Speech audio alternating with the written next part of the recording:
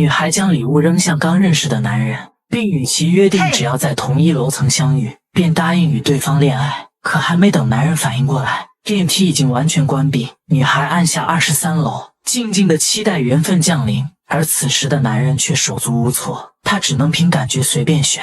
或许是缘分使然，二人竟奇迹般做出了相同的选择。本以为他们会顺利的相遇，谁料命运让男人遇上一个熊孩子，刚进电梯就乱按一通。Don't do that! Don't press those! Hey, calm down. He's just a kid. 面对这样的家长，男人也无奈的自认倒霉，只能每层楼都出去看一下。而此时的女孩已满怀期待的到达，可过道上却空无一人。她默默等了很久，直到希望落空，这才不甘心的离去。可下一秒，男人竟从旁边的电梯出来，二人就此擦肩而过。一晃几年过去，强尼已经事业有成，还在父母的介绍下拥有了一个漂亮的未婚妻。家人好友们欢聚一堂，商讨着二人的结婚事宜。可是婚期越来越近，强尼的内心也愈发觉得空荡荡的。直到一个埋藏在心底的名字频繁地出现在生活中。高尔夫球场的客户名叫莎拉，路人唱的歌词里也有出现，就连理发师的名字同样都是 My name is Sarah, and I'm gonna cut your hair today. You know what?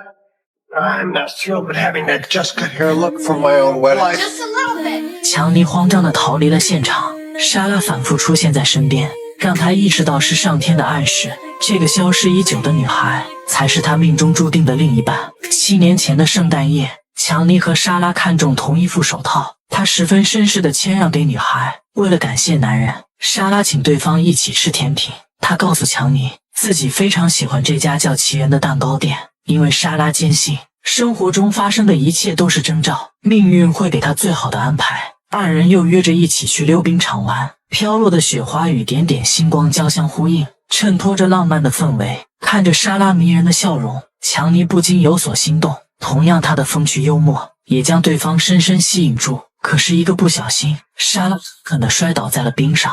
强尼贴心地为她处理了伤口。看到莎拉手上的雀斑，他轻轻勾勒出先后座的星图，为女孩讲起星座后凄美的爱情故事。二人深情地望着对方，确定了彼此的心意。女孩留下联系方式，可是一辆货车及时驶过，将纸条吹得无影无踪。强尼请求女孩再留一次，可对方却认为这是上天不赞成二人的征兆。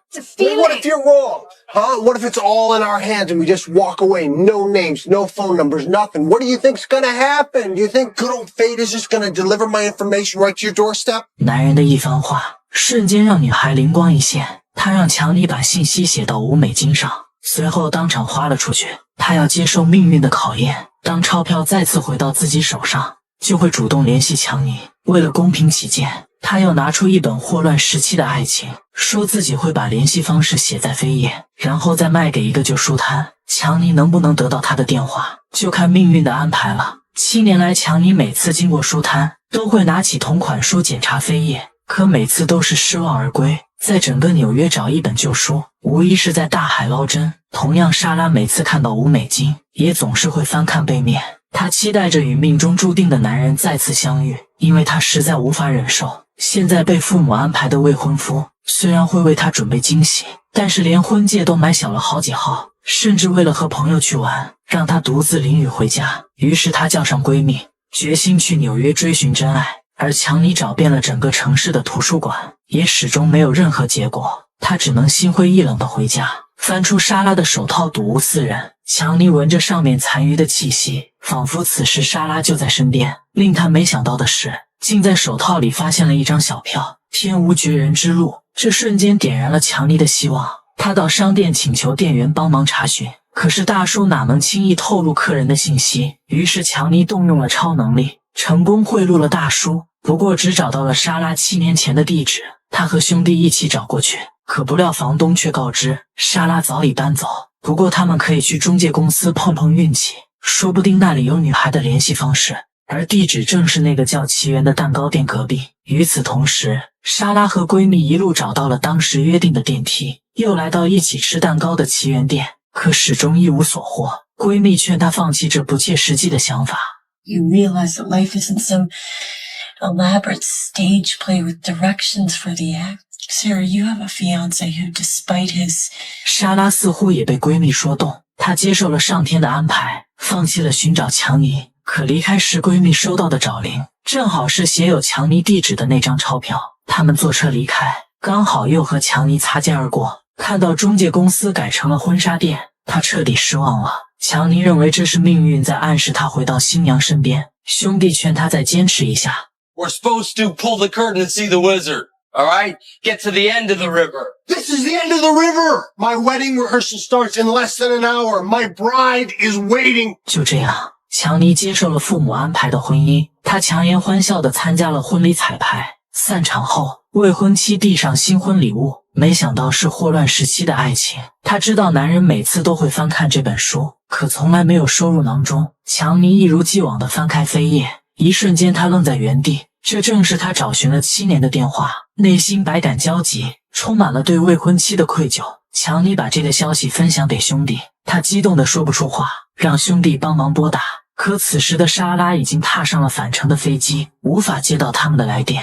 空姐询问她是否要购买耳机，或许是命中注定。莎拉发现错拿了闺蜜的钱包，当她看到那张写有字的钞票，一眼便认出了强尼的字迹。她一把抢回现金，高兴得合不拢嘴，立马转身下飞机，毫不犹豫地赶去了强尼的地址。可邻居却告知强尼现在在酒店结婚，他现在过去兴许能赶上吃席。于是莎拉马不停蹄地前去抢婚，可到了现场却早已人去楼空。望着收拾椅子的大爷，莎拉瞬间陷入绝望，脸上淌下2行悲伤的泪水。正当她转身离开时，大爷却笑着叫住了莎拉。 Don't worry. The truth is it never even began. What? Yeah, called the whole thing off this morning. 听到这个消息，莎拉激动得难以言表，她又燃起了与爱人重逢的希望。而取消了婚礼的强尼失去了一切，他怀着对莎拉的思念，不知不觉地来到了曾经的溜冰场，而长凳上的皮衣却吸引了强尼的注意。他随手带走了衣服，走到溜冰场中心缓缓坐下。此时天空飘起小雪，周围的一切仿佛回到了7年前的那个夜晚，可唯独缺少了曾经的女孩。强尼静静地回忆着当初的美好，可突然视野中一只手套渐渐落下，强尼瞬间被拉回现实。原来刚刚莎拉同样来此回忆，意外将皮衣掉落，回来寻找时正好撞见了强尼。时隔7年，二人在就地重逢，双方都激动得不敢相信，直到再次触碰到对方的手，他们才相信这不是梦。缘分不断地考验着二人，一次又一次将其分开，又在冥冥之中引导着彼此靠近。或许真的有命运会安排相遇，但能否抓住爱情，还需要看个人的努力和坚持。